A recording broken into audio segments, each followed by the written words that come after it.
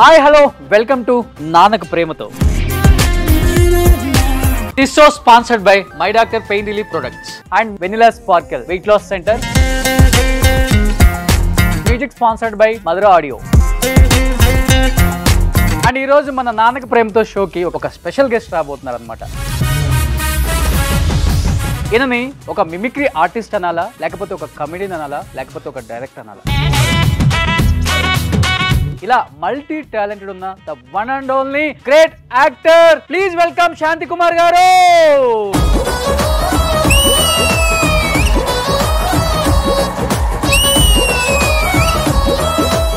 And welcome to నానక ప్రేమతో శాంతి కుమార్ గారు. నిజంగా మీ పిల్లలతో మిమ్మల్ని ఈ షోలో చూడటం చాలా హ్యాపీగా ఉంది. First of all thank you. Please be seated sir. చాలా హ్యాపీగా ఉంది. ఫస్ట్ ఆఫ్ ఆల్ ఫ్యామిలీ మొత్తం ఇక్కడ చూడటం ఎలా అనిపిస్తుంది? ఫస్ట్ టైం నానక ప్రేమతో షోలో పిల్లలతో వచ్చారు. సుమన్ టీవీ ప్రేక్షకులందరికీ ఫస్ట్ హాయ్, మీకు పెద్ద హాయ్. ఎందుకంటే మామూలుగా ప్రోగ్రామ్ ఆడవాళ్ళే వాళ్ళతో గడిపే టైం ఉండదు. ఈ ఇంటర్వ్యూ పేరుతోనే కాసేపు వీళ్ళిద్దరు నా పక్కన ఇలాగ హ్యాపీగా కూర్చోవడం అనేది ఇది ఒక మంచి మెమరీ నాకు.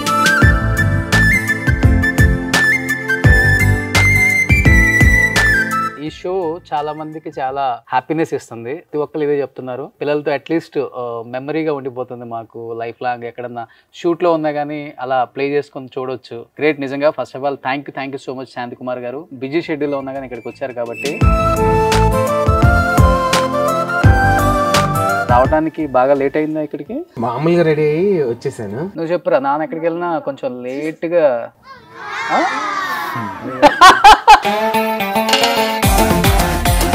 రెడీ అవ్వడానికి టైం తీసుకుంటాడు బాగా. లాస్ట్ అంటే డాడీ ఆ అందానికి ఆ పేస్ కార్డుకు మనం ఇచ్చే వాల్యూ ఎంత అండి? అది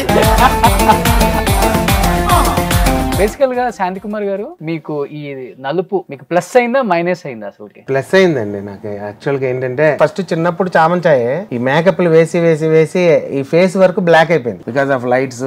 చిన్నప్పటి నుంచి 6,500 షోస్ అయిపోయినాయి సార్ ఇప్పటికి. స్టేజ్ 6,000 అయిపోయి ఆ లైట్లతో పాటు అక్కడ బల్బులు ఎలా మాడిపోయింది, నా ఫేస్ కూడా అలా మాడిపోయింది దెబ్బకి. అంటే అవేముంది, మేకప్ వేస్తే కలర్ వస్తుంది కానీ మేకప్ వేస్తే ఆర్ట్ రాదు కదా, అది హార్ట్ లోంచి రావాల్సింది. అంటే ఒకప్పుడు వేరు కదా సార్, బట్ ఇప్పుడు అలా కాదు కదా, ఇప్పుడు అంతా ట్రెండ్ మారిపోయింది. మన కోసం వేచి ఉండేవి కొన్ని ఉంటాయండి. ఎక్కడ దేశ విశాల అని నాకు తెలిసి నేను విన్నది ఏంటంటే కన్నడలో ఒక మూవీ ఏదో వచ్చింది ఒకటి. ఆ మూవీలో ఒక హోటల్లో సప్లైర్ చేసే ఒక అతను ఉన్నాడు. ఆ డైరెక్టర్ అక్కడికి వెళ్ళి ఆ హోటల్లో కాఫీ తాగడానికి వెళ్ళినప్పుడు వీడు క్లీన్ చేయడానికి వచ్చినప్పుడు చూసి సినిమాలంటే ఇంట్రెస్ట్ అయ్యా నీకు అన్నాడంట. అవునంటే నా సినిమాలు నువ్వే హీరో అని చెప్పాడంట. అదృష్టం ఏ పక్క నుంచి ఎలా వస్తుందో కానీ డైరెక్టర్ విజన్ బట్టి, కథ డిమాండ్ బట్టి మన కలర్ కి తగ్గ పాత్రలు కూడా, మన గ్లామర్ కి తగ్గ పాత్రలు కూడా ఉండొచ్చు కదా. సో అలాంటివి మన కోసం వెయిట్ చేస్తూ ఉంటే అవి ఏమైనా లక్కీగా తగలచ్చు.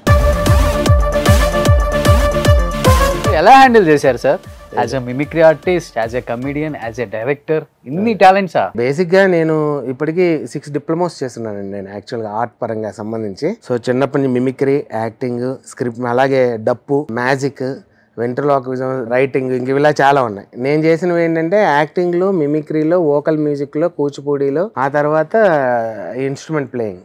ఓకే. ఈ 5 నేను 3 సర్టిఫికేట్ కోర్స్ చేస్తున్నా, 2 డిప్లొమాస్ చేస్తున్నా. నాన్నలో మీకు ఏ షేడ్ బాగా నచ్చుతుందిరా? మిమిక్రీ ఆర్టిస్టా, కమెడియనా? ఏ షేప్ అంటే నేను పద్యం. డాడీ మిమిక్రీ అంటే ఇష్టం. నీకు? కామెడీ అంటే కామెడీ ఇష్టం. అమ్మకి అంటే ఇష్టం. అదే ఇవన్నీ ఎలా మేనేజ్ చేసామంటే, ఇప్పుడు వ్యవసాయం చేసేవాడికి ఏ సీజన్ వస్తే ఆ పంట వేస్తారంటారు చూడండి. అలా నా అవసరానికి నేను ఎదిగేటప్పుడు ఒకే దాన్ని నమ్ముకొని అక్కడే ఆగిపోకుండా, ఇప్పుడు సపోజ్ సినిమా వేషాలు అనుకునే వచ్చుంటే, ఒకవేళ నేను అన్నట్టు నాకు కావాల్సిన పాత్రలు అప్పటికి దొరికితే 1-2 వేషాలు వేసేవాడిని కంటిన్యూగా. ఆ తర్వాత మళ్ళీ గ్యాప్ వచ్చేసేది. అప్పుడు కుటుంబ పోషణ ఇలా చాలా మందిని చూస్తున్నాం, కష్టాలు పడుతున్న ఆర్టిస్టులని. ఆ టైంలో నా మిమిక్రీ ఉపయోగపడేది నాకు. ఈవెంట్స్ ఒక 2-3 ప్రోగ్రామ్స్ చేస్తే అప్పటికప్పుడు ఇమీడియట్గా నాకు ఆ ప్రోగ్రామ్ పేమెంట్ నాకు రావడం, అది ఇంటికి సర్వైవల్కి హ్యాపీగా వెళ్ళిపోయేది. ఆ తర్వాత ఈ 2 లేనప్పుడు అన్సీజన్లో గ్యాప్లో కూర్చొని నాకు రాయటం అలవాటు అండి. ఎందుకంటే నాన్నగారు రచయిత, మా ఫాదర్. ఆయన ఇది నాకు కొద్దిగా అది అబ్బింది కొద్దిగా. మా తాతగారి నాన్నగారి నుంచి నాకు ఆ రైటింగ్ స్కిల్ అనేది అట్లా వస్తుంది. సో ఖాళీగా ఉన్నప్పుడు ఇప్పుడు కూడా నేను జర్నీ ఏదైనా ఈవెంట్కి వెళ్తుంటే స్టిల్ నవ్వు కూడా నా ఫోన్లో టైప్ చేసుకుంటూ ఉంటా, ఏదో ఒకటి ఆలోచిస్తూ, ఒక సాంగ్, ఒక మంచి డైలాగ్స్ ఇలా గుర్తొచ్చినప్పుడల్లా ఫోన్లో రాసుకుంటాం అనేది నాకు ఒక హ్యాబిట్ ఉంది. అమ్మాయికి నాన్నతో ఎక్కువ షేర్ చేసుకోవటం, నాన్న మీద ఎక్కువ ఇష్టం ఉంటుంది. అలాంటిది మీరు పడుకునే టయానికి నాన్న ఇంటికి వస్తాడు, మీరు మార్నింగ్ లేచే టయానికి నాన్న వెళ్ళిపోతారు. బాగా నాన్న మిస్ అవుతున్నాము అని ఏడ్చిన సిచ్యువేషన్స్ ఉన్నాయా? ఫెస్టివల్స్ వచ్చినప్పుడు. ఫెస్టివల్ అప్పుడు కూడా ఉండరా? ఫెస్టివల్స్ అప్పుడే ఎక్కువ ప్రోగ్రామ్స్ వస్తాయి కాబట్టి ఫెస్టివల్స్ అప్పుడు ఉండరు. నువ్వు ఏడ్చేవారు ఎప్పుడన్నా? అంతేం లేదు కానీ మళ్ళీ ఫీల్ అవుతా ఎక్కువ. ఎప్పుడైనా డాడీకి ఇంకా టైం దొరికింది అనుకోండి మళ్ళీ వీడియో కాల్స్ అంట, ఫోన్స్ మాట్లాడుతూ ఉంటాం. మీరు పిల్లల్ని బాగా మిస్ అవుతున్నా అన్న అది ఉంటదండి. ఎందుకంటే ప్రోగ్రామ్ స్టేజ్ మీద ఉన్నంతసేపు, ఈవెంట్ లో ఉన్నంతసేపు అనిపించకపోవచ్చు కానీ రూమ్ కి వచ్చి డ్రెస్ అంతా తీసేసిన తర్వాత అప్పుడు దాకా ఎగిరెగిరి మనం ఒక అలసట, ఒక బడలేక వస్తుంది. ఆ టైంలో పడుకున్నప్పుడు మనసు ఏంద్రే అంటే ఇదంతా దేనికోసం, మనకంటూ ఇంటి దగ్గరే ఉన్నారు, వాళ్ళు హ్యాపీగా, మనం ఇక్కడ మేలుకుంటేనే వాళ్ళు హ్యాపీగా పడుకోగలుగుతారు ఇంటి దగ్గర అనేటువంటి ఒక ఫీల్. ఈవెన్ ఏం చేసిన ఇప్పుడు వాళ్ళ అమ్మగారు అంటే 24/24 అవర్స్ తన కళ్ళ ముందు ఉంటుంది కాబట్టి అన్ని షేర్ చేసుకోగలుగుతారు. బట్ నేను షేరింగ్ కి దూరంగా అవుతున్నాను, కేరింగ్ కి కూడా కొద్దిగా దూరంగా అవుతున్నాను.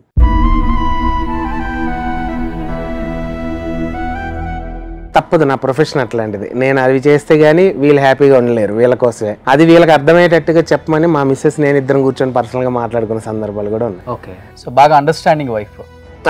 చాలా అండి. అండ్ నాకు వేరే ఫ్రెండ్స్ ఎవరు లేరండి ఇంటి దగ్గర, మా మిస్సెస్ నాకు పెద్ద ఫ్రెండ్. మా అందరికి ఉంటారా ఏంటి? అందరికి మిస్సెస్ లే ఫ్రెండ్స్ ఉంటారు. అంటే బయట మగవాళ్ళు, నేను గర్ల్ ఫ్రెండ్స్ అంటే మళ్ళీ వాళ్ళు ఇంత అండర్స్టాండింగ్ వైఫ్ అంటే లవ్ మ్యారేజ్ సార్ మీది? లవ్ మ్యారేజ్ అండి. ఫస్ట్ మీరు ప్రపోజ్ చేశారా, మేడం ప్రపోజ్ చేశారా? అంటే ఫస్ట్ తనే ప్రపోజ్ చేసింది. నిజం చెప్పండి సార్ ఎక్కడైనా. అంటే అప్పుడు నేను కొద్దిగా సన్నగా గ్లామర్ గా అది వేరే ఉండేది. నువ్వు చెప్పురా. కాదు డాడీయే ఫస్ట్ ప్రపోజ్ చేశారు. నువ్వు మా తర్వాత పుట్టావు, నువ్వేదో మధ్యలో ఉండి చూసినట్టు మా ఇద్దరికి లెటర్స్ తీసుకెళ్లి ఇచ్చినట్టు ఫీల్ అవుతుంది. ఇదేదో బాగైందా? ప్రతిదానికి ఓవర్ ఎక్స్ప్రెషన్. ఏం చూసి ఫ్లాట్ అయ్యారు మేడం మిమ్మల్ని? నా ఫ్లాట్ చూసి అందరం కలిసి ఒక ఆర్గనైజేషన్ లో జాబ్ చేసేవాళ్ళం అనంతపూర్లో. నేను విజయవాడ నుంచి అనంతపూర్ వెళ్ళి అనంతపూర్లో rural development trust and RDT అని ఒక ఆర్గనైజేషన్ ఉంది. ఓకే, నేను దాంట్లో కల్చరల్ ఆర్గనైజర్ గా జాబ్ చేసేవాడిని. కల్చరల్ యాక్టివిటీస్ మీద ట్రైన్అప్ చేయడం పిల్లల్ని, సో వాళ్ళని మ్యూజిక్ కాలేజ్ కి ప్రమోట్ చేయడం. సో ట్రైనింగ్ చేస్తూ అలాగే ఉన్నప్పుడు తను కూడా అలాగే ఒక్కొక్కరికి 2 మండలాలు ఇచ్చేవాళ్ళు. అప్పుడు అక్కడ 2 మండల్స్ కి ఒక ఆర్గనైజర్. అట్లా తను కూడా నాకు జూనియర్ అనమాట అదే ఆర్గనైజేషన్ లో. తను కూడా జాయిన్ అయింది. ఇంకా అలాగా నా కింద ట్రైనింగ్ వేశారు కొద్దిగా. అంటే ఇంక ఇద్దరం కలిసి ఆ జర్నీలో ట్రైనింగ్ ఇవ్వమంటే వేరే ట్రైనింగ్ విలేజ్కి వెళ్తూ వస్తూ మాట్లాడుకుంటూ ఒకళ్ళ ఫ్యామిలీ గురించి ఒకళ్ళు మాట్లాడుకుంటూ అట్లా ఒకళ్ళ అభిరుచులు ఒకళ్ళు తెలుసుకొని ఇంకా అలాగే లవ్ మ్యారేజ్ అనమాట. కొట్టలేదా సార్ ఎవరు మిమ్మల్ని? ఎవరు కొట్టలేదు. ఎందుకంటే లేదండి, వాళ్ళ నాన్నగారికి సర్కిల్ తక్కువ, నా మీద పంపించేంత సర్కిల్ లేదు. ఒకరోజు తను పడుకొని ఉన్నప్పుడు మా అత్తగారు మామగారు ఇద్దరు కూర్చొని మాట్లాడుకుంటున్నారండి. ఇంక ఇలా అనుకున్నాను, ఈ వయసులో ఇవన్నీ లవ్లు గివ్వులు కామనే, ఏముంది 4 రోజులు అయితే మర్చిపోద్ది, ఫస్ట్ కెరీర్ ఇంపార్టెంట్ కదా, అమ్మాయిని ఇట్లా తీసుకెళ్దాం అని ఆ మాట్లాడుకున్న విషయాలు వినింది. తను విన్న తర్వాత నాకు ఫోన్ చేసింది. వెంటనే ఫోన్ చేసి ఇలాగ అనుకుంటున్నారు ఇంట్లో, సో నువ్వు అలా అవుతుందా లేదా చెప్పు. లేపుకొని వచ్చేసారా? ఇమీడియట్. నా దగ్గర డబ్బులు కూడా లేవు. మా ఫ్రెండ్ దగ్గరికి వెళ్ళి 100 రూపాయలు తీసుకొని, కదిరి అనే ఊరుంది అనంతపూర్ దగ్గర, అక్కడికి 45 రూపాయలు టికెట్, ఇద్దరు 2 టికెట్ తీసుకు అక్కడికి వెళ్ళిపోతే కదిరి నా సామ్రాజ్యం. అంటే నేను జాబ్ చేసే ప్లేస్ కదిరి అనమాట యాక్చువల్గా. అప్పుడు కదిరికి వెళ్ళి అక్కడ మాకు నా ఈవెంట్స్ అన్నిటికీ భోజనాలు సప్లై చేసే హోటల్ ఆయన ఒక ఆయన ఉన్నాడు, సుజాత మెస్ అని, ఆయన బైపురెడ్డి. ఆయనకి వెళ్ళి చెప్తే అయితే ఆయన ఒక చోట షెల్టర్ ఇచ్చి నెక్స్ట్ రోజు హోటల్ క్లోజ్ చేసి మా కోసం ఒక రోజు బిజినెస్ ఆయన క్లోజ్ చేసుకొని, ఇంకా వాళ్ళ భార్య భర్త వచ్చి మా ఇద్దరిని తీసుకెళ్లి అక్కడ లఘువమ్మ కొండ అని ఒకటి ఉంది, అక్కడ రామాలయం దగ్గర ఇద్దరికి పెళ్లి చేశారు. పెద్ద స్టోరీనే. ఒక విలేకరు, ఒక పోలీస్ కానిస్టేబుల్. సార్ మీరు రాఘవ టీంలో చేసేవాళ్ళు కదా, ఒక్కసారిగా రాఘవ టీంలో మానేశారు ఎందుకు? ఇద్దరి మధ్య ఏమైనా ఇష్యూ జరిగిందా? లేదండి, రాఘవ గారి టీంలో మానలేదు. అప్పుడున్న డైరెక్టర్స్ ఏం చేశారంటే, రెండిట్లో చెయ్యి, నువ్వు జబర్దస్త్లో ఎక్స్ట్రా జబర్దస్త్లో రెండిట్లో చేయండి. రాఘవ గారి దాంట్లో ఏంటంటే పెర్ఫార్మెన్స్ కి కొద్ది స్కోప్ తక్కువ ఉండేది. అంటే మెయిన్ లీడ్ సారే చేసేసేవాడు, రెండో పాత్ర నాగియో నేను ఒకసారి అట్లా షేర్ చేసుకునే వాళ్ళం. సో పెర్ఫార్మెన్స్ కి నాకున్న స్కిల్స్ కి ఇంకా నేను ఎక్కువ చేయగలను అనే నమ్మకం డైరెక్టర్స్ ఉండేది. మీకు మంచి స్కిల్ ఉన్నా కానీ అంత క్యారెక్టర్స్ ఇవ్వలేదు అంటారా దాంట్లో? స్టోరీ డిమాండ్ చేయలేదండి ఏ రోజు, అలాంటి క్యారెక్టర్స్ పడలేదు. రాసిన రైటర్ ప్రభావమే మరి ఏంటో తెలియదు, కానీ మెయిన్లీ టీమ్ లీడర్ చేస్తారు, అది ఎవరైనా చేసే జరిగే విషయమే, ఆ విధంగా జరిగేది. అలా చూస్తూ గమనిస్తూ ఈయన ఇంకా వాడాలి, బట్ అయితే ఈ టీంలో స్కోప్ ఉండట్లేదు. బట్ ఎక్స్ట్రా జబర్దస్త్లో అప్పుడు శశి అని వచ్చాడు, మన ఫసక్ శశి అని, తను కూడా యాంకర్గా చేసేవారు, ఇప్పుడు IPL చేస్తున్నారు. తను కొత్త కదండి, జబర్దస్త్ కొత్త. సో ఒక సీనియర్ మీలాంటి ఆయన ఒక ఆయన టీంలో ఉంటే కంటెస్టెంట్గా అక్కడ మీరు చేయాలనుకున్నవన్నీ కూడా చేయొచ్చు, హ్యాపీగా రెండు చేసుకోండి అని చెప్పి అప్పుడు నన్ను ఆ టీంలో కంటెస్టెంట్గా వేశారు. బహుశా జబర్దస్త్లో చరిత్రలో నాకు తెలిసి ఒక టీంలో కంటెస్టెంట్గా ఉంటూ అదే కంటెస్టెంట్తో కలిసి టీం లీడర్ అయ్యాను నేను. మీ ఇద్దరికి ఏం ఇష్యూస్ లేవా? శశికి అక్కడి నుంచే ఇష్యూ స్టార్ట్ అయింది. తన టీంలో కంటెస్టెంట్ గా జాయిన్ అయిన తర్వాత, ఆ కంటెస్టెంట్ గా జాయిన్ అయినప్పుడు ఆయన చాలా చక్కగా ప్రేమగా, అంటే మాకు ఇప్పుడు కూడా భయంకరమైనటువంటి ఇష్యూస్ ఏం లేవు, కానీ చిన్న మనస్పర్ధ మాట ఇది అవ్వటం. అప్పుడు అన్నయ్య, నువ్వు నాకు సొంత అన్నయ్య లాంటి, మీరు ఏం చేస్తే అది చేయండి సార్, మీకు ఫుల్ ఫ్రీడమ్ సార్, మీకు రైటింగ్ స్కిల్స్ ఉన్నాయి, యాక్టింగ్, మీకు గెటప్స్ చేయటం డిఫరెంట్ గా చేయండి అలా అన్నారని నేను అప్పుడు కొన్ని స్కిట్స్ నాకున్నది ఇందా చెప్పినట్టుగా కూచిపూడి, సంగీతం వాటి మీద ప్లాన్ చేసేవాడిని. స్కిట్ నాకున్న స్కిల్స్ ని అక్కడ ఫోకస్ చేసే విధంగా. సో అవన్నీ కూడా చాలా బాగా హైలైట్ అయినాయి, బాగా రెస్పాన్స్ వచ్చింది. వెంటనే పైనుంచి ఆ తర్వాత ఏం చేశారంటే టీం, అంటే ఒకటే సింగిల్ సోలో టీమ్ లీడర్ కాకుండా ఇద్దరు టీమ్ లీడర్ చేస్తే బాగుంటుందని ఆలోచన సంస్థకు వచ్చింది. వచ్చి ఫసక్ శశి, ఫన్నీ శాంతి అని మా ఇద్దరిని కలిపి టీమ్ లీడర్ చేస్తారు. అదే టీం ఏమైంది చివరికి? అది అక్కడి నుంచి ఆయనకి మళ్ళీ మా దాంట్లోనే మరి ఎవరు ఫోన్ చేసో చెప్పారంట. ఆ పేరు నాకు తను చెప్పలేదు, నేను ఎక్కువ గట్టిగా లాగలేదు దాన్ని, ఎందుకు వచ్చింది ఇష్యూ అని. నీకు అప్పుడే చెప్పానా ఆయనకి ఎక్కువ ఇవ్వద్దని, ఇచ్చేసాడు. ఆయన నేను డామినేట్ చేసాడు, ఇప్పుడు టీమ్ లీడర్ అయిపోయాడు, నీకే టీమ్ లీడర్ అయిపోయాడు, ఏకలా వచ్చి మేకలా తయారయ్యాడు, ఇప్పుడు సరిపోయింది అది ఇది అని చెప్పి. ఇంకా ఈ కౌన్సిలింగ్ ఇవి ఉంటాయి కదా జనరల్గా వాళ్ళ, అది ఎవరనేది తను క్లియారిటీగా చెప్పలేదు. సో మనకు తెలియకుండా ఇంకా వాళ్ళ పేరు వాడకూడదు. అలాగా ఇద్దరి మధ్య ఒక చిన్న అక్కడ స్టార్ట్ అయింది బీజం. తనతో కంటెస్టెంట్గా ఉంటూ తనతో ఈక్వల్గా టీమ్ లీడర్ అవ్వడం జరిగిందో అప్పటి నుంచి ఈయన రైటర్కి, మాకు స్కిట్స్ రాసే ఒక రైటర్ ఉండేవాడు, ఆయనకి ఫోన్ చేయడం, ఇద్దరికి ఈక్వల్గా ఉండేటట్టు చూడు రోల్స్. అంతకుముందు అవి పట్టించుకునేవాడు కాదు ఆయన. ఆ తర్వాత కొద్దిగా ఆయనకి ఎక్కువ ఉండేటట్టుగా కాకుండా ఇద్దరికి ఈక్వల్గా ఉండేటట్టు చూడమ్మా రోల్స్. కొద్దిగా లైన్స్ అప్పటికప్పుడు సడన్గా మారేవి, డైరెక్టర్స్ చూసి మార్చేవాళ్ళు. మార్చిన తర్వాత అప్పటికప్పుడు నా మీద వేసుకొని చేయగలసిన స్కిట్స్ వచ్చేవి కొన్ని. అలాంటివి వచ్చినా కూడా నేను చేయనని చెప్పేసి అలిగి వెళ్ళిపోయిన పక్కకి వెళ్ళిపోయే సందర్భాలు కూడా ఉండేవి. అంటే మధ్యలో విన్నాను నేను, ఎవరో చెప్తే ఎక్కడో చూశాను కూడా. అంటే రాఘవ్ గారితో కొన్ని ఇష్యూస్ వల్ల జబర్దస్త్ మానేశారు శాంతి కుమార్.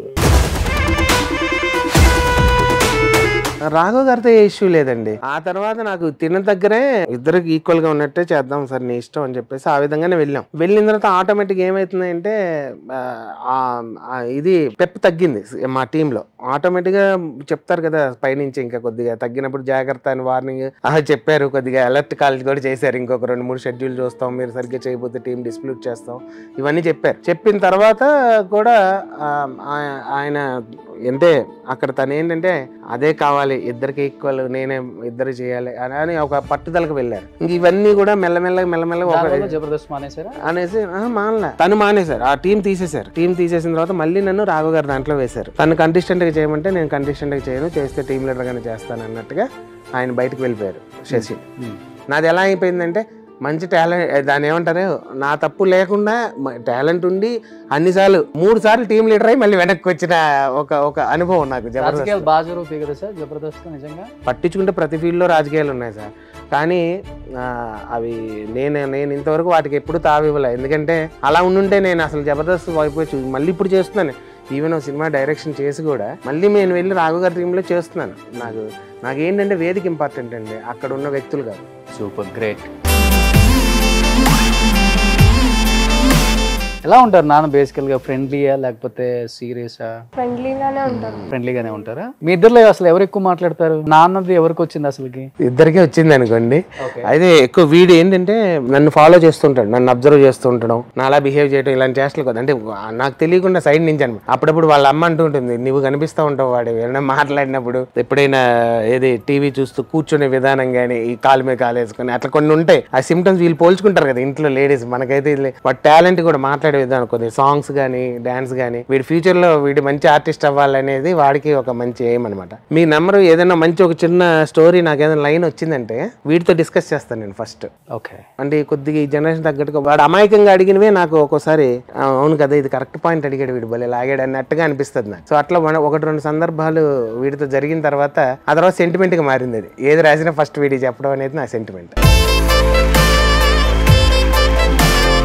యాజ్ ఎ డాక్టర్గా చెప్పరా, ఇప్పుడు ఎంత మంచి ఆపర్చునిటీ అయినా కానీ కొన్ని ప్లాట్ఫామ్ల మీద చేసేటప్పుడు కొన్ని క్యారెక్టర్స్ బాగుంటాయి, కొన్ని యాక్సెప్ట్ చేయాలి, బాగోలేకపోయినా తప్పదు, ఆపర్చునిటీ కాబట్టి. ఇప్పుడు నాన్న ఈ బాడీ మీద లేడీ గెటప్ వేసుకొని స్టేజ్ మీద ఎగురుతున్నప్పుడు ఒక కూతురుగా ఓకే నాన్నకు అవకాశం వచ్చి చేస్తున్నాడు అనుకుంటావా, లేకపోతే నిజంగా ఫీల్ అయిన సందర్భాలు ఉంటాయి? మీ ఫ్రెండ్స్ నీతో మాట్లాడతారు కదా? లేదు, నేను ఎప్పుడు అట్లా ఫీల్ అవ్వలేదు. ఎందుకంటే బికాస్ అది అందులో కూడా డాడీ యాక్టింగ్ చేసి తన టాలెంట్ అది. ఇంకా మీరు ఎప్పుడన్నా అయిన సందర్భాలు ఉన్నాయా సార్? అట్లేం లేదండి, ఎందుకంటే జబర్దస్త్ సీక్రెట్ పాయింటే మగవాళ్ళు చీర కట్టుకోవటం. వాస్తవం ఏంటంటే లేడీ గెటప్ వేయటం వల్లే ఆ షోలో ఫస్ట్లో ఆ నవ్వులు అవన్నీ కూడా చంద్ర లాంటి వాళ్ళు కానీ ప్రతి ఒక్కళ్ళు కూడా కట్టిన వాళ్ళే చీర.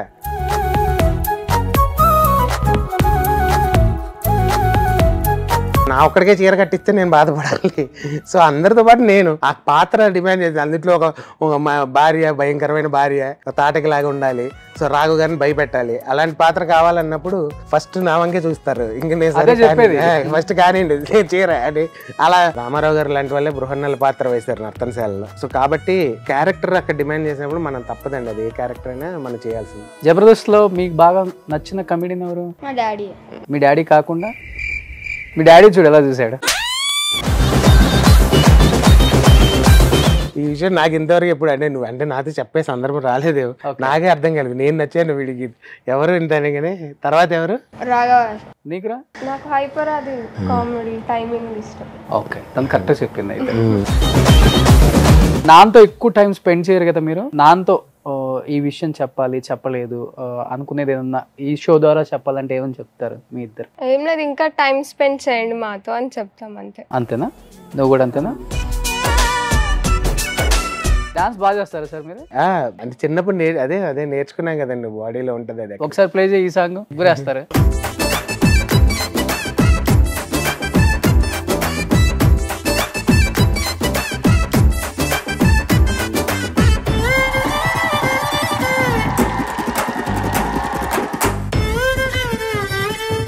సార్ మీరు మంచి మిమిక్రీ ఆర్టిస్ట్, కమెడియన్ కన్నా ముందు కూడా మా కోసం కొంతమంది వాయిస్ ని మిమిక్రీ చేయమని కోరుకుంటున్నాం. బాగా ఇష్టమైన వాయిస్ వచ్చేసి ప్రకాష్ రాజ్ గారి వాయిస్ అండి. ప్రకాష్ రాజ్ గారి వాయిస్ కి నాకు మంచి పేరు. నాన్ స్టాప్ గా చెప్పండి, మీకు ఎన్ని వాయిస్లు వస్తాయి? Voice. So first Prakash Raj గారితో స్టార్ట్ చేస్తాను. తల్లి కూతురు ఏం నటిస్తున్నారు? ఈతొక డింపుల్ కపాడియా, నీ కూతురు ఒక ట్వింకిల్ కపాడియా.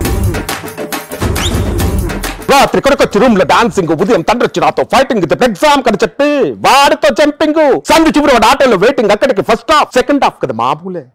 ఇది వాడిని పెళ్లి చేసుకొని వస్తుంది, సార్ నేను మేజర్, నేను ఎవరినో పెళ్లి చేసుకోవచ్చు అంటుంది. అక్కడ టోపీ ఉన్నా బుర్రకు కొన్ని అలాంటి ఎస్ఐ ఒకడుంటాడు, దీనికి నో అంటాడు, వెంటనే మౌన పోరాటం, వందే మాతరం శ్రీనివాస్ విప్లవ గీతం, ఆ తరువాత ముఖం మీద ది గ్రేట్ వెర్రిపప్ప అని నా శుభం కార్డు వేస్తారు. దానికి డైరెక్షన్ నువ్వు, యాక్షన్ నీ కూతురు. సినిమా పేరేంటో తెలుసా? తల్లి లాలింపు కూతురు తాలింపు. నేను మునార్కుని, నన్నెవరు మోసం చేయలేరు. నిజంగా చేయలేం. ఎప్పుడైనా ప్రకాష్ రాజ్ గారు ముందు చెప్పారా? ఎప్పుడు లేదండి, నేను పంపుతాను సార్కి. Thank you. అలాగే రామారావు గారు ఈరోజు నాన్నకి ప్రేమతో ప్రోగ్రాం గురించి ఆయన మాట్లాడితే,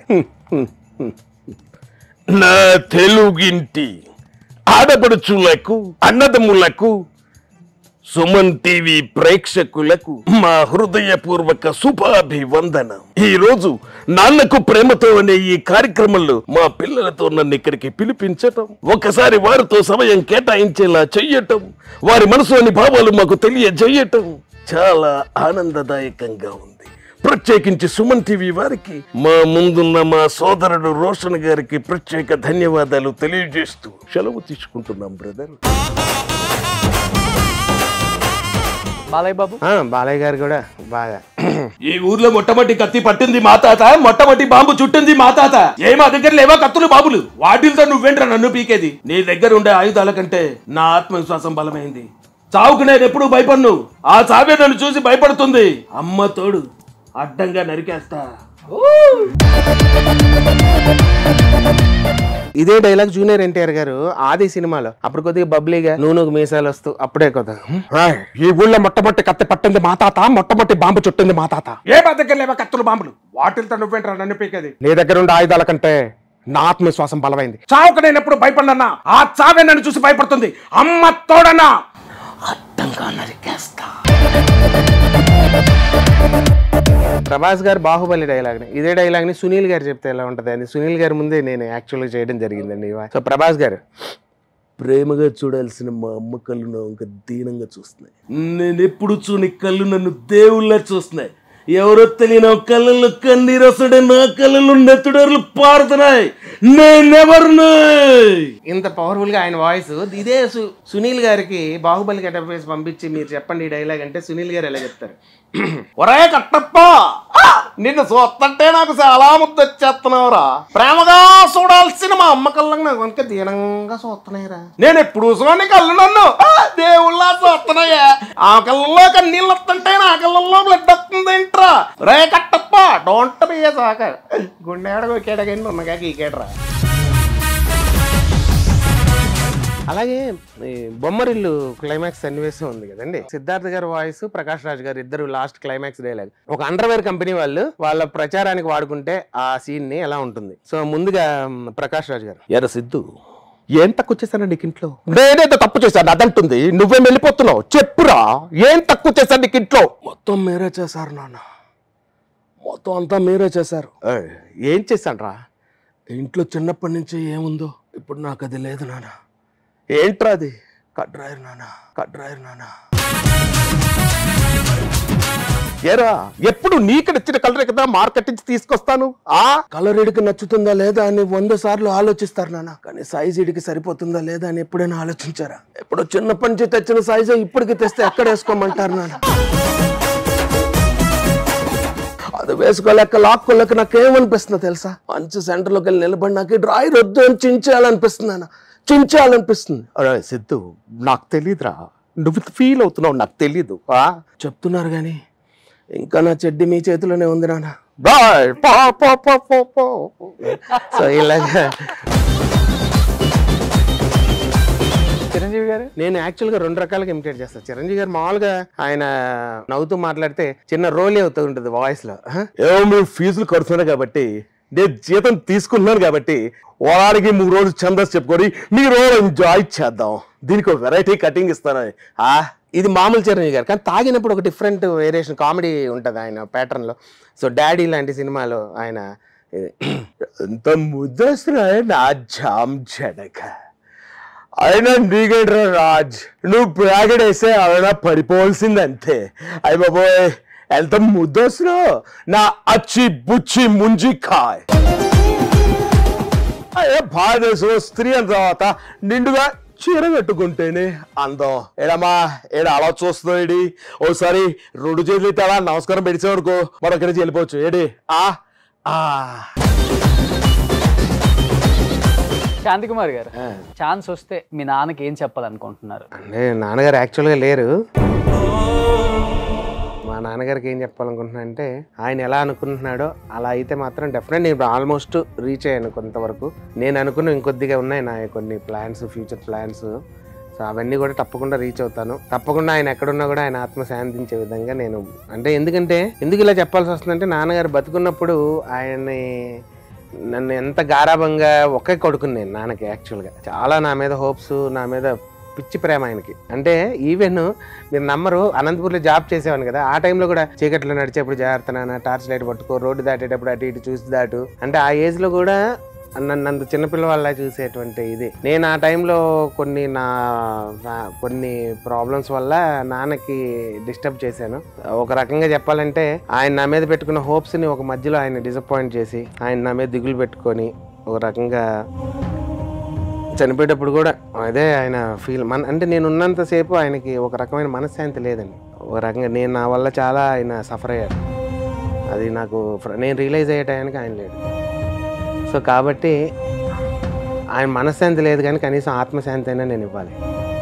సో అందుకని ఆయన ఏదైతే నా మీద హోప్స్ పెట్టుకున్నాడో ఇప్పుడు అవి మాత్రమే నెరవేర్చడానికి నేను ప్రయత్నం చేస్తున్నా. అదే రూట్లో నేను ప్రయాణం చేస్తున్నాను. మా ఇంట్లో ప్రతి ఏదైనా ఒక ఆనందమైన క్షణం వచ్చినప్పుడు మా మిస్సెస్ నేను అనుకునేది ఒకటే, మా నాన్న నుండి ఈ టైంలో చూస్తే ఆయన హ్యాపీ ఫీల్ అయ్యేవాడు కదా. నన్ను ఎలా చూడాలనుకున్నాడో అలా చూడలేకపోయాడు, ఎలా చూడకూడదు అనుకున్నాడో అలా చూడగలిగాడు. కానీ ఇప్పుడు ఎలా చూసే అవకాశం ఉందో చూడటానికి ఆయన లేడు. సో అదొక్కటే నా జీవితం ఎంత సాధించినా ఆ చిన్న ఒక వెల్త్ అయితే మాత్రం నాన్న దగ్గర ఉండిపోతుంది.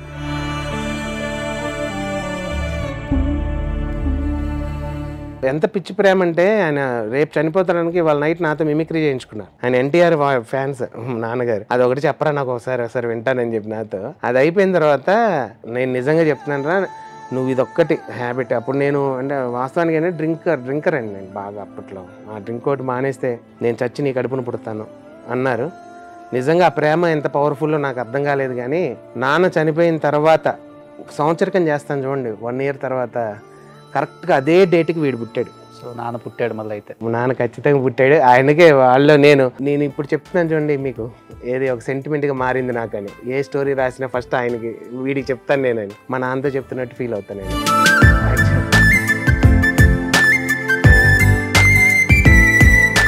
నాకు ఇప్పుడు కూడా కోరిక ఉంది ఏంటంటే, నా దేవుడు ఇంకొద్దిగా లిఫ్ట్ ఇచ్చి మంచి నాకు ఒక స్తోమత కనుక కలగజేస్తే ఫ్యూచర్లో నాన్న పేరు మీద ఒక పరిషత్ కండక్ట్ చేయాలి. అంటే ఆయన డ్రామా ఆర్టిస్ట్, 50 years నాటకం కోసమే బతికాడు ఆయన కూడా. నేను ఇప్పుడు నా పిల్లలు నన్ను ఎలా మిస్ అవుతున్నారు, నేను నాన్న అలా మిస్ అయ్యేవాడిని చిన్నప్పుడు. చిన్నప్పటి నుంచి ఆయన వస్తే నేను నన్ను వెంట పెట్టుకొని తీసుకెళ్ళిపోయాడు, కూర్చోబెట్టుకొని మా నాన్న నాతో ఇలాగే డిస్కస్ చేసేవాడు. ఈ నాటికలో నీకేం అర్థమైందిరా, ఏది ఫాల్ట్ రా, ఏది మంచిదిరా చెప్పరా అని. అంటే ఆయనకు ఒక ఆర్టిస్ట్గా చూడాలని కోరిక. అప్పుడు ఆయనకున్న కుటుంబ సమస్యల వల్ల నాన్న ఎదగలేకపోయారు. అంటే అక్కడికి విజయవాడకి పరిమితం అయిపోయారు. కానీ నువ్వు ఏదో రోజు ఎదగాలి నాన్న అనేవాడు. అది ఎదిగే టైంలో నేను మధ్యలో ట్రాక్ తప్పాను. అది ఆయన ఫీల్ అయ్యి ఆయన చనిపోయిన తర్వాత మళ్ళీ ట్రాక్ 24 hours అండి అదే పని. తెల్లవారు నా తల కింద పెట్టుకొని పడుకునేవాడిని బాటిల్. అట్లా వెళ్ళిపోయిందంటే ఒక రోజుకి 1.5 full బాటిల్ అంతవరకు తాగేదాకా వెళ్ళిపోయింది. మా మిస్సెస్ కూడా మధ్యలో మీ ఇద్దరం కొట్లాడటం అంటే వీడికి తెలియదు, ఇంకా తినికి తెలుసు బాగా, ఇప్పటికీ గుర్తుపెట్టుకుంటుంది. మధ్యలో 3 ఏళ్ళు విడిగా ఉన్నాం మేము ఇద్దరం. అంత లవ్ చేసి మ్యారేజ్ చేసుకుని తను వాళ్ళ ఇంటికి వెళ్ళిపోయింది. నాన్న చనిపోవడంతో మళ్ళీ అన్నీ కలిశారు, అందరు నా దగ్గరికి వచ్చారు. మళ్ళీ నేను కూడా అప్పుడు బలంగా డెసిషన్ తీసుకున్నాను, ఇంకా లైఫ్లో దాని మొహం చూడకూడదు. ఎందుకు ఒక్కదాని వదిలిపెడితే ఇన్ని నా దగ్గరికి వస్తాయా అనేటువంటి ఒక రోజు నైట్ అంతా కూర్చొని బాగా ఆలోచించి నెక్స్ట్ రోజు నుంచి ఇష్టమైంది ఒకటి వదిలేయాలంటారుగా, అప్పుడు నాకు మంది ఇష్టం కాబట్టి నాన్న కోసం దాన్ని వదిలేసాను. ఇంకా లైఫ్లో దాన్ని జన్మలో చూడలేని చెప్పి. సూపర్ సార్, పిల్లల కోసం ఫ్యామిలీ కోసం మంచి డిసిషన్ తీసుకున్నారు, గ్రేట్. అది అవన్నీ దాటుకొని లైఫ్ని గెలవాలని కొన్ని నన్ను డామినేట్ చేయకుండా కంట్రోల్ చేసుకొని వచ్చేసాను బయట. ఏ మూవీ డైరెక్ట్ చేస్తున్నారు? ఆల్రెడీ మొన్న July 21st నేను డైరెక్ట్ చేసిన మూవీ రిలీజ్ అయిందండి. సాయి కుమార్ గారు మెయిన్ లీడ్గా, నాతో నేను. ఓకే. సినిమా కథ, మాటలు, స్క్రీన్ ప్లే, డైరెక్షన్ అంతా నేనే. మంచి రివ్యూస్ వచ్చినాయి దానికి బాగా. ఇప్పుడు యూట్యూబ్లో కూడా దాని రివ్యూస్ చూడొచ్చు, 8.4 ఇచ్చారు 10కి. సో మంచి రివ్యూస్. బట్ ఏంటంటే రిలీజ్ రాంగ్ టైంలో చేశారు మా ప్రొడ్యూసర్స్. వాళ్ళకి పాపం కొత్తే, నాకు కొత్త. ఇది తెలియకుండా మిస్టేక్ జరిగి బేబీకి బ్రోకి మధ్యలో పడింది మా సినిమా. ఆ టైంలో థియేటర్స్ దొరక్క, ఫస్ట్ అనుకున్న థియేటర్స్ ఒకటి, మాకు తర్వాత దొరికిన థియేటర్స్ ఒకటి, సరిగ్గా రిలీజ్ అవ్వక అది కొద్దిగా ఇబ్బంది పడింది. బట్ అయితే నెక్స్ట్ డిస్నీ హాట్స్టార్లో స్ట్రీమింగ్కి నెక్స్ట్ ట్రై చేస్తున్నారు. త్వరలో నెక్స్ట్ మంత్లో అది రావచ్చు. ఓకే. సో ఇప్పుడు సెకండ్ ప్రాజెక్ట్ మళ్ళీ రెడీ చేస్తున్నానండి. రేపు ఉగాది తర్వాత స్టార్ట్ అవుతుంది. సో డిట్టో మీ కొడుకంతా మీరే అన్నారు కాబట్టి మీ అబ్బాయి కూడా కొన్ని క్వశ్చన్లు మిమ్మల్ని అడుగుతానని చెప్పాడు. అవునా? అవును. అడుగుతావా? ఇక్కడ కూర్చొని అడుగుతావా? సూటిగా అడగచ్చు. ఇక్కడ ఉంటే కళ్ళల్లో కళ్ళు పెట్టి. ఇప్పుడు దాకా రోషను, ఇప్పుడు ఎమోషను. సో ఫస్ట్ మిమ్మల్ని ఏం అడుగుతానంటే, నేను ఇష్టమా అక్క ఇష్టమా? అమ్మ ఫస్ట్ ఎరికిచ్చాడు. బ్రోకి నువ్వు బేబీకి మధ్యలో పడి నలిగినట్టు మా సినిమా. నా జేబులో 2 500 నోట్లు ఉన్నాయనుకోరా, ఏ నోటు మీద గాంధీ తాత ఇష్టం అంటే నేనేం చెప్తా? ఒకరి పేరే చెప్పాలి. శృతి. ఎందుకు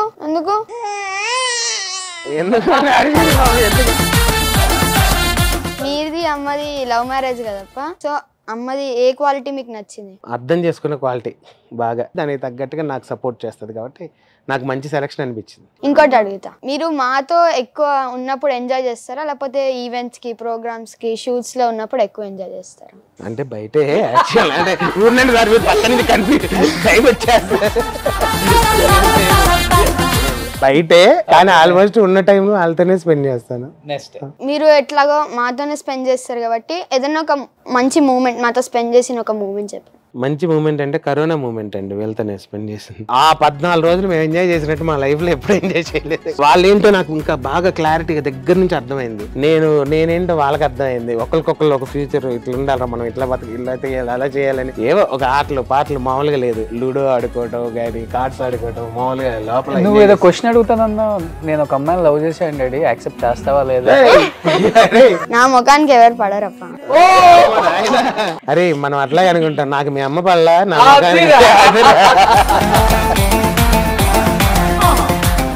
ఇంకా లాస్ట్ వన్ క్వశ్చన్. మనం అన్ని ఊర్లు తిరుగుతుంటాం కదా, అక్కడ మీకు ఫ్యాన్స్ ఫోటో దిగడానికి వస్తారు. అప్పుడు మీది ఏ ఊరు సార్ అంటే, ఇప్పుడు ఒకవేళ అనంతపూర్కి వెళ్ళినాం అనుకోండి, అక్కడ ఎవరైనా ఫ్యాన్ వచ్చినారు, మీది ఏ ఊరు సార్ అంటే అనంతపూరే అనేస్తారు. మళ్ళీ ఇప్పుడు ఒకవేళ బెంగళూరుకి వెళ్ళినాం అనుకోండి, మీది ఏ ఊరు సార్ అంటే మాది బెంగళూరే అనేస్తారు. విజయవాడ అట్లా ఎక్కడికి వెళ్ళినా కూడా అట్లాగే అనేస్తారు. అంటే ఇది ఏంటంటే నీకు ఆ సందేహం రావడం కోసం కరెక్టే. బట్ నేను పుట్టింది విజయవాడ, అమ్మ పుట్టింది అనంతపురం, మీ ఇద్దరు పుట్టింది నెల్లూరు. ఈ అన్ని ప్రాంతాలతో నాకు ఒక రకమైనటువంటి సంబంధం. మా అమ్మ నాకు జన్మనిచ్చింది విజయవాడ అయితే, ఆ తర్వాత బతకడానికి వెళ్ళింది అనంతపూరు, ఆ తర్వాత నేను బతకడం ఎలాగ నేర్పింది నెల్లూరు, ఆ తర్వాత బతకడానికి ఇప్పుడు వచ్చింది హైదరాబాదు. సో కాబట్టి ఇన్ని బతుకులు ఉన్నాయి కాబట్టి ఏ ఊరు వెళ్ళా అక్కడ లైఫ్ ఇచ్చింది కాబట్టి అదే నా మనూరు అని చెప్తే మనూరుడే కదా ఆఫర్లు ఎక్కువ ఇద్దాం అనుకుంటారు. అట్లా ఈస్ట్ వెస్ట్కి వెళ్ళినప్పుడు నేను చెప్పనండి బాబు. చాలా అడిగా, ఇప్పుడు నేను రోషన్ గారిని కొన్ని అడుగుతా. అదేంటి నువ్వు ఇప్పుడు సైలెంట్ గా ఉన్నా, వాడు వెళ్ళిపోయేసరికి నీకు కూడా కాదు, ఇది ఏదో దాడికి ప్లాన్ చేశారు మొత్తానికి. కానీ అందరిని మీరు ఇంటర్వ్యూ చేస్తే మిమ్మల్ని మా అమ్మాయి ఇంటర్వ్యూ చేస్తుంది. మీ డాడీతో ఒక బెస్ట్ మూమెంట్ ఏదైనా షేర్ చేసుకోవాలనుకుంటే? బెస్ట్ మూమెంట్ అంటే అన్ని బెస్ట్ మూమెంట్స్. స్పెసిఫిక్ గా ఒకటి ఉంటది కదా, ఇది నా ఫేవరెట్ అని. మా నాన్న, నేను వీడంత ఉంటాను, మా నాన్నతో ఎక్కువ సినిమాలకు వెళ్తా. ఒక బెస్ట్ మూమెంట్ ఏంటంటే, నన్ను స్కూల్కి వెళ్ళరా అని చెప్పేసి నన్ను డ్రాప్ చేసి బైక్ లో ఆయన వెళ్ళిపోయాడు ఇంటికి. స్కూల్కి ఏం పోతానని చెప్పేసి నేను బయటకు వచ్చి, ఒక్కడో సినిమా రిలీజ్ అయింది మహేష్ బాబు. నేను వెళ్ళి థియేటర్ లో టికెట్ కొనుక్కొని వెళ్ళి చూస్తున్నాను. మా నాన్న ఇంటికి వెళ్ళకుండా ఏం చేశాడంటే ఒక్కడో సినిమాకి వచ్చాడు. నాకన్నా వెనక ఒక 2 రోజు వెనక్కి కూర్చొని అన్నాడు, అరే స్కూల్కి వెళ్ళమంటే ఇక్కడికి వచ్చావు ఏంటి అన్నాడు. సరే ఎట్లా వచ్చావు నా పక్కన కూర్చొని సినిమా చూడండి. మీ స్టార్టింగ్ జర్నీ నుంచి ఇప్పటి వరకు ఎంత సపోర్ట్ ఉన్నారు మీ ఫాదర్? వాళ్ళకి ఈ ఫీల్డ్ కొత్త. మా ఫాదర్ సెంట్రల్ గవర్నమెంట్, ఆయనకి ఈ ఫీల్డ్ సంబంధమే లేదు. నేను ఒక్కడనే ఫస్ట్ ఈ ఫీల్డ్కి వచ్చాను. నేను స్టెప్ వేసినప్పుడు ఒకటే చెప్పారు, నువ్వు ఎక్కడున్నా కానీ సక్సెస్ అవుతావు, నీకు ఆ శక్తి ఉంది, దేవుడు ఇచ్చాడు, ఒకటి అనుకుంటే సాధిస్తా ఉన్నారు. సో నువ్వు స్టార్ట్ చేసావు కాబట్టి గో హెడ్, వెనక్కి వెళ్ళి చూడొద్దు, నువ్వు వెళ్ళిపో, నువ్వు వెళ్ళే ప్రయాణం సక్సెస్ అవుతుంది అని చెప్పారు.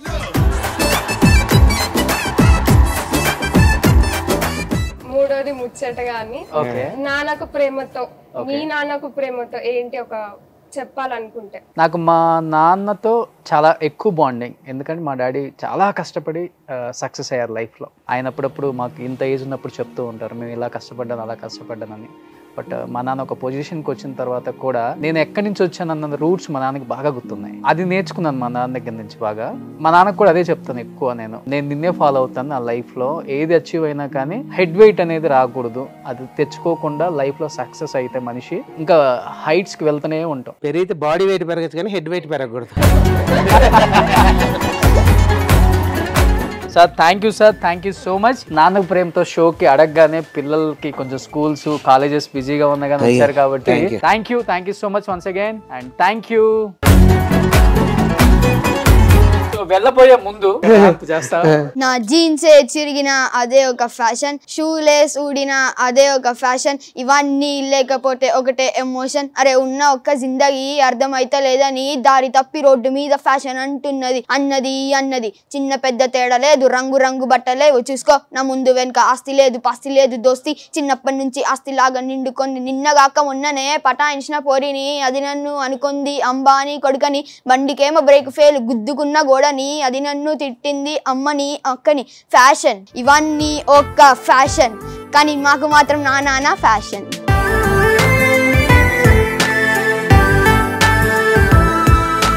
డాడీ, ఈ నాన్న ప్రేమ షోకి వచ్చాం, సో మీకు ఒక సర్ప్రైజ్ గిఫ్ట్ కూడా తెచ్చాం, ఇస్తాం ఇప్పుడు. అప్ప మీరు ఇంకొక కొత్త ప్రాజెక్ట్స్ మూవీ స్టార్ట్ చేస్తున్నారు కదా, బెస్ట్ ఆఫ్ లక్ అప్ప.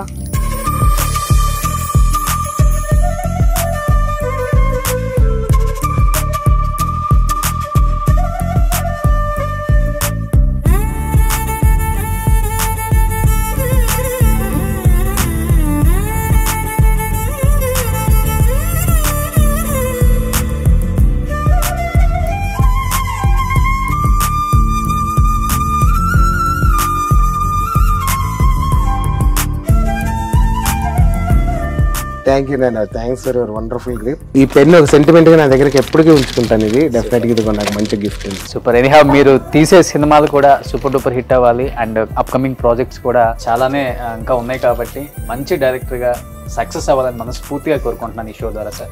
Thank you so much Shanti Kumar గారు.